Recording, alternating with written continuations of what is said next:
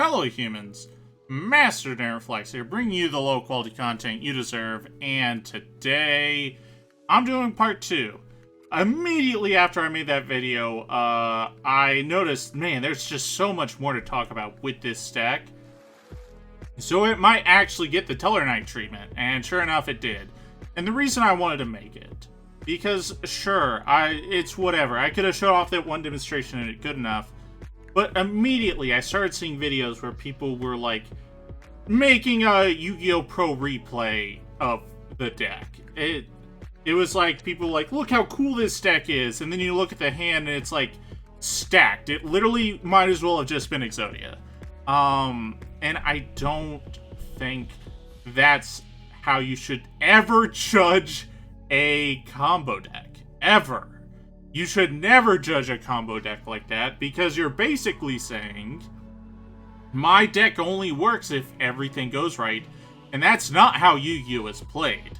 I don't think you should demonstrate, like, flawlessness without assuming some things. And I think the only time I do that is with agents, not because, like, it can't do anything against disruptions, but more the fact that, like, here's what you do against nothing, and then when you do things, it's like Parshath lines to get trap cards and whatnot. Like, that's how it usually goes for agents.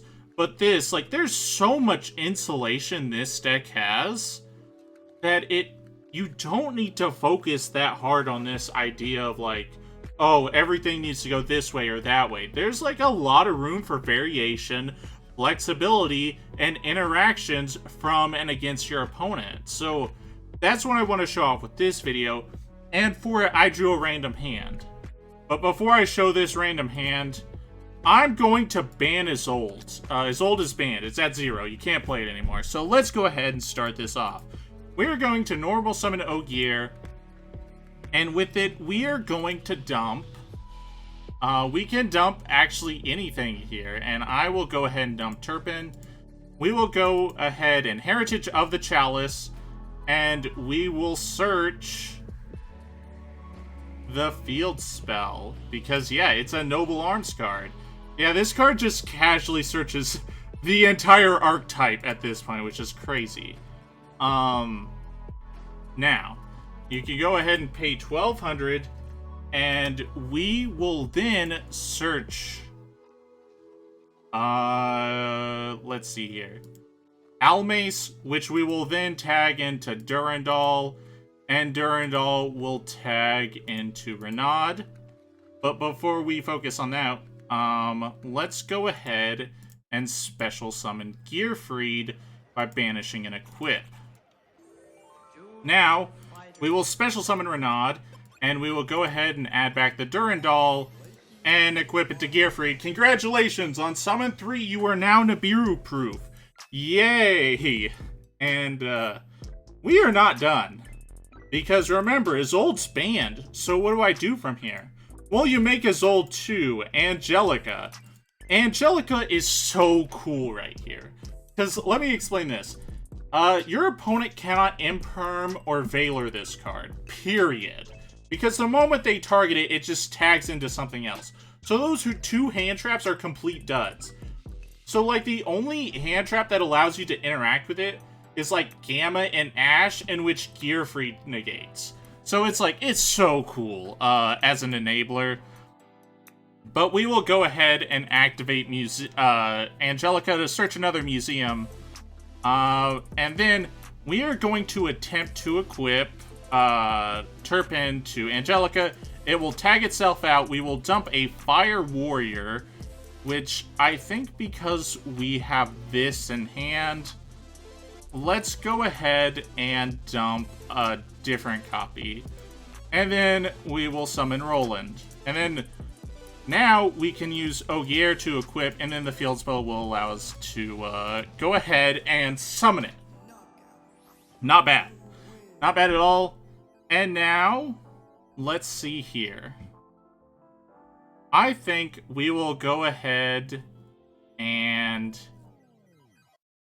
banish Richard to special summon this, and then we will go ahead and summon Turpin. Because we can overlay these two, which they're both well, the Templar's the tuner. And we will go ahead and overlay into Tomias because it's a warrior, which we are warrior locked.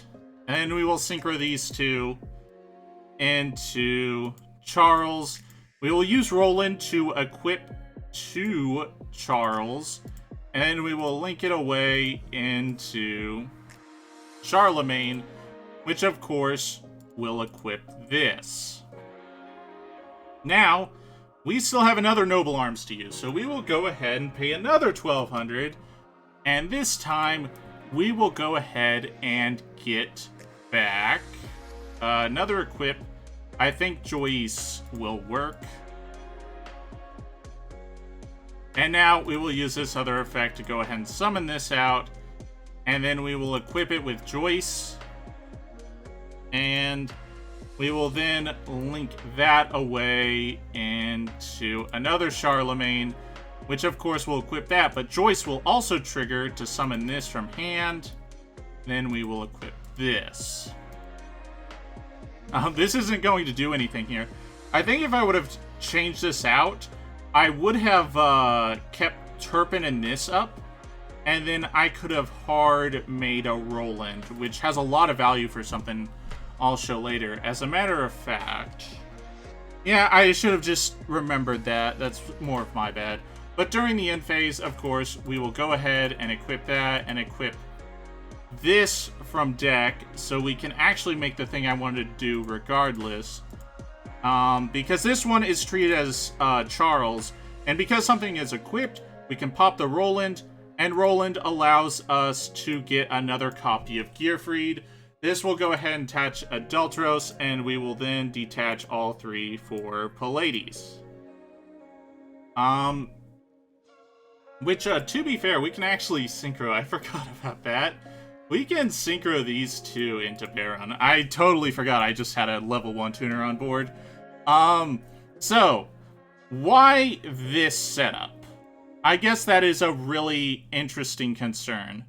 So the thing about this setup, it doesn't matter here specifically, because all the equips will fall off regardless. But Joyce, when it's sent from the field to the graveyard while equipped, it causes a situation where it special summons a fire warrior from hand, including the Gearfried. So something I've noticed is you can create a scenario where you are able to, let's say this is a perfect example. We have Baron, which is an Omni Negate, 2 spell and trap negates, a quick pop and a quick bounce. Not bad. But let's say our opponent's like, yeah, I'm not dealing with that. Let's Lava Golem you. They remove this one, which all the equips fall off. So now we only have this and Pallades and a Lava Golem, but Joyce triggers because it's sent, the monster was equipped to was sent to the graveyard, allowing us to summon the Gearfried from our hand. And in addition to that, we still have the Roland Engrave that can quick equip, so we still have the ability to either negate a spell or trap or negate a monster and whatever was left on boards. So basically, even if they Lava Golem or Sphere Mode you, you're still left with a valid disruption, which is what I like about this inboard specifically. And Isolde is banned, so I guess I just did all this without having to worry about it. And to be fair, I would not play Ignites if Isolde is banned, because these cards only have value based off of what Isolde searches. So keep that in mind. This would have been like any other card in the deck list, but that is fine. And yeah, look at this. So not only did I have Nibiru Insulation the entire time, but I have Lava Golem Insulation, or not full insulation, but resistance. And it's just like, this is a lot of disruptions for not doing a lot, which is very impressive. That's what I like about this new deck list the most, is that this is so much, and it took away dependency on like every single extra deck enabler ever. There's actually some solid merit to it with just like regular hands and regular disruptions. I think this deck is actually really, really cool. I think they vastly improved upon like a lot of the issues it had design-wise. I think this deck got really cool. But yep, that's about it. Thank you all for watching. Hopefully you enjoyed this video. This is a much better demonstration of what I wanted to show off. And another thing I want to mention before I sign off is like there are some level of Dark Ruler resistant boards. The Synchro allows you to search Horn of Ulfant, which is basically a Regeki break. It's not a lot, but it is something against Dark Ruler, and I want to show you a cool small world bridge.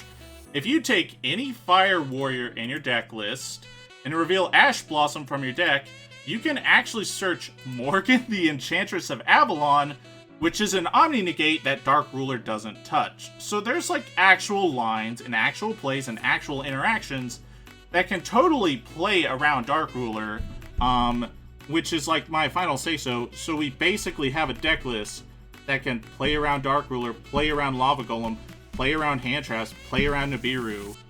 That's impressive. And this is when you can start qualifying a combo deck as a good deck, is when it can actually play the game if your opponent is also in the game. If this sticky note with all the souls I have isn't here, and instead an actual person, you can probably still play the game, and that's when it's impressive.